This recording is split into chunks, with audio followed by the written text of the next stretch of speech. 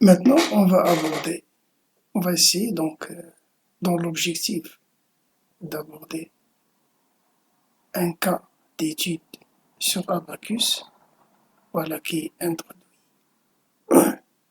le frottement et la plasticité. Voilà maintenant, juste, je vais donner un petit aperçu sur le comportement élastique, parfaitement plastique, et les données nécessaires à saisir dans ce cas dans Abacus, et aussi un aperçu sur le problème de contact avec frottement et comment il est traité sous Abacus. Voilà, donc ce sont deux comportements non linéaires. C'est la loi parfaitement élastique, parfaitement plastique et la loi de contact avec frottement de Coulomb. Ces deux lois, ils se ressemblent. On va les voir. Les non-linéarités, du point de vue mathématique, une fonction est non-linéaire lorsque pour une seule valeur, par exemple, de y, j'ai plusieurs valeurs de x, ou l'inverse. De même, je constate ici, j'ai la fonction s'annule en plusieurs points. Voilà. Dans la mécanique, généralement, on cherche à minimiser l'énergie. D'accord? Et lorsque je minimise, je dois chercher où s'annule la dérivée. Et lorsque la dérivée de l'énergie s'annule en plusieurs points, je dois avoir un petit algorithme qui permet de chercher le minimum global. Là, le minimum, parce que il va s'annuler là, le minimum par exemple, c'est ici. Il faut savoir le localiser. Mais ce cas-là, par exemple, il ressemble à un virage. Un virage, qu'est-ce que ça veut dire un virage? Il faut faire attention. Ce n'est pas comme le non linéaire. Vous êtes en non linéaire, vous êtes dans un virage, donc il faut aller doucement et prendre les précautions nécessaires. Il y a un autre cas de non-linéarité qui est celui-là. D'accord? Donc ici, pour une seule valeur 0, par exemple, j'ai tout un intervalle de valeurs pour y. Ou bien, à partir de là aussi, pour la valeur de y0, j'ai une valeur, un intervalle infini de valeurs pour x. Ça ressemble un petit peu, naturellement, à une falaise. La falaise, regardez, vous voulez descendre ou monter, vous ne pouvez pas. D'accord? Il faut un moyen, tout simplement pour un moyen, il faut une échelle pour monter. C'est-à-dire une échelle, je vais linéariser ça. D'accord? Donc au lieu d'avoir là, donc je vais tricher un petit peu et je vais linéariser. Je vais remplacer cette ligne droite par une ligne oblique qui est comme une échelle. Ceci fait partie de ce qu'on appelle la mécanique non régulière, où, comme exemple, il y a la loi rigide parfaitement plastique et le problème de contact et de frottement de Coulomb. Ça a été introduit par Moreau, ce mathématicien et mécanicien français. Voilà. Si je prends la loi rigide plastique, ça veut dire qu'il n'y a pas d'élasticité. Voilà donc que le solide, il passe directement au comportement plastique et de la plastique peut-être aussi à la rupture. D'accord? Donc ce cas de rigide plastique, donc il y a cette non-linéarité. Voilà. Pour l'échelle que je vais introduire, ce n'est rien que le comportement élastique. Je vais prendre en compte le comportement. Le comportement élastique, malgré que dans le cas de grande déformation, il est très très négligeable du point de vue de valeur, mais du point de vue numérique, il nous résout un problème. Voilà, il élimine cette non-linéarité ici de façon naturelle. Tous les matériaux passent par un comportement élastique malgré que très petit. Mais du point de vue numérique, ça nous résout le problème. D'accord? Et voilà, ma loi, elle va devenir comme ça, et je n'aurai plus cette non-linéarité.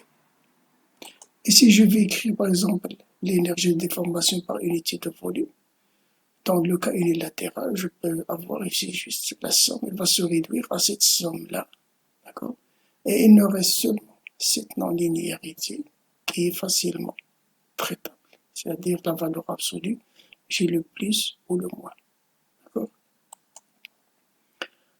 Voilà, dans ce cas, donc, cette énergie, si je veux la représenter graphiquement, si j'aurais seulement cette partie-là, je dois avoir un cône, comme ça.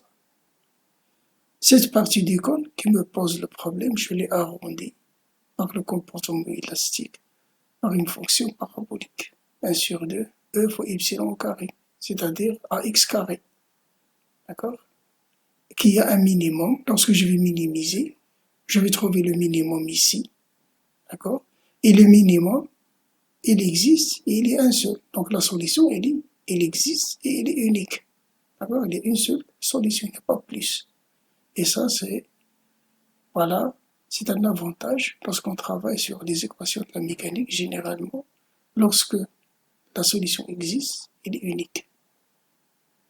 Alors, je ne vais pas trop rentrer dans les détails parce que notre objectif, c'est le passage à juste le passage au logiciel.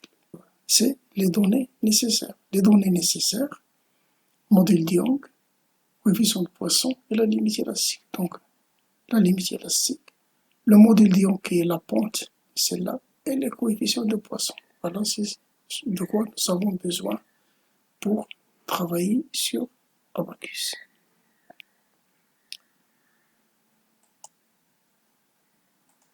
De même pour le problème de contact, vous voyez que sont similaires. Ici, pourquoi? Dans ce sens, parce que dans le cas de frottement, le déplacement il est opposé à la réaction tangentielle. Et voilà, donc la loi de contact dans sa forme complète, c'est ça. Donc ici, les conditions de contact, ce sont des conditions de Signorini. Le non-contact, lorsque la réaction normale est égale à 0, il n'y a pas de contact. D'accord? Si la réaction est supérieure à 0, si la réaction est supérieure à 0, et il n'y a pas, la réaction tangentielle est inférieure au coefficient de frottement fois la réaction normale, c'est-à-dire à l'intérieur du compte Coulomb, le U est égal à 0. D'accord?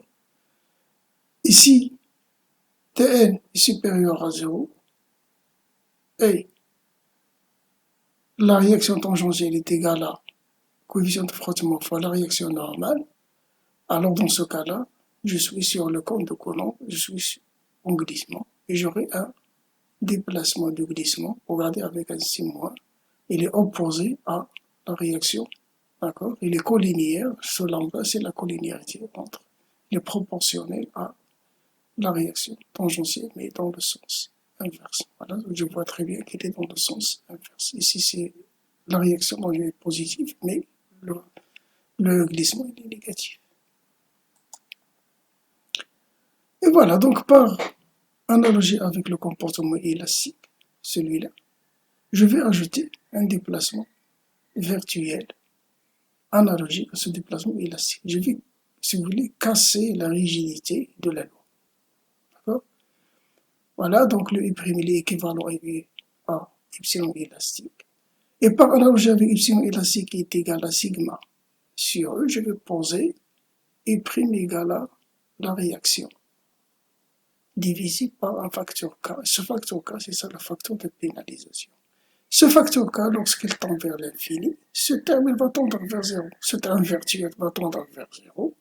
Et le déplacement, il va tendre vers le déplacement réel, tout simplement. Bien sûr, moi, je simplifie beaucoup donc, les choses, mais de point de vue programmation, oui, c'est un algorithme à programmer. Il faut étudier la convergence et ainsi de suite. Mais le principe, c'est la pénalité, c'est ça. Voilà, de point de vue donc le graphique, voilà ce graphe de la loi de frottement de Coulomb, il va se transformer en un graphe qui est similaire qui ressemble à celui de l'élastomère. plasticité.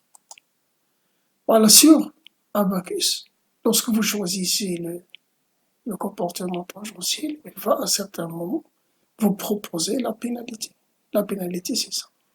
Seulement, vous n'allez pas calculer, vous n'allez pas saisir le facteur K, c'est lui qui s'occupe de chercher le facteur K le plus adapté au problème. Vous allez saisir seulement ici le coefficient de frottement. La même chose pour le cas du contact. Sur Abacus, vous n'allez rien saisir, vous choisissez juste le frictionless. Si vous voulez faire un contact sans frottement, vous choisissez ça et vous travaillez. Notre cas d'étude est celui-là. C'est un problème de poinçonnement ou bien de compression de bloc. Alors, donc voilà, donc cet outil-là, la pièce qu'on appelle le poinçon, elle va exercer une compression sur ce bloc-là. Il va donc pénétrer à l'intérieur de ce corps-là. Voici les dimensions du poinçon et les propriétés mécaniques. Les dimensions de la pièce, c'est là.